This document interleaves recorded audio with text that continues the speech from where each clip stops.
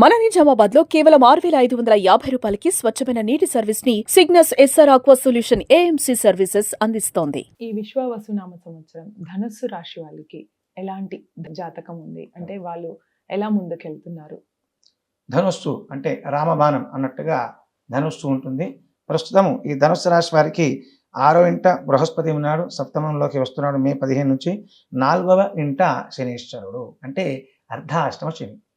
అలాగే ఆదాయం 5, అలాగే ఖర్చు కూడాను 5. రాజ్యపూజ్యం ఒక్కరు గౌరవించే వారికి 5గురు అవమానించేవారమ్మ ఈ సంవత్సరం.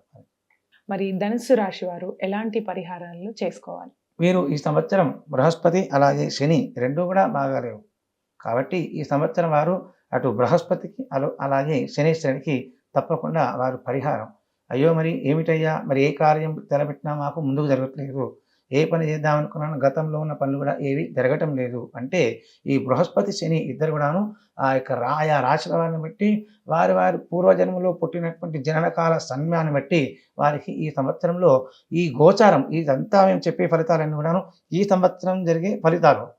కానీ వారు జననకాల సమయంలో ఉన్నటువంటి జన్మకుండలిలో ఫలితాలు కూడా చూసుకొని మనము ఆ ఫలితాలు మీకు తెలిసినటువంటి పండితులను కనుక్కొని మనము ఆ యొక్క పరిహారాలు చేసుకోవాలి.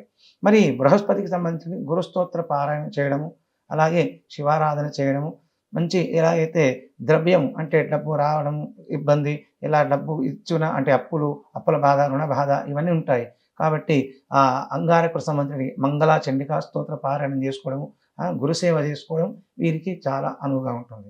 అలాగే శనీశ్వరుడు వారికి ఈ సంవత్సరం 4వ ఇంట ఉంటున్నాడు అంటే అర్ధాష్టమ శని కాబట్టి దూర ప్రయాణాలు చేసినప్పుడు కానీ ఏదైనా ప్రయాణం చేసినప్పుడు కానీ చాలా జాగ్రత్తలు తీసుకొని వారు ముందుకు నడుస్తున్నారన్నమాట. అలాగే శని యొక్క బాధలు మన మీద పడబోతుంటే గతంలో చెప్పినట్టుగా శనీశ్వరుడికి ఉగాది నుంచి వచ్చే శనివారం నుంచి వారు ఒక 18 శనివారాలు శనీశ్వరుడికి పారాయణం చేస్తూ స్తోత్ర పారాయణం చేసుకోవడం వల్ల ఆ శనీశ్వరి యొక్క ఈతి బాధ తొలిపై వారు కూడా సజావుగా వారి యొక్క జీవనాన్ని గడుపుతుంటారు.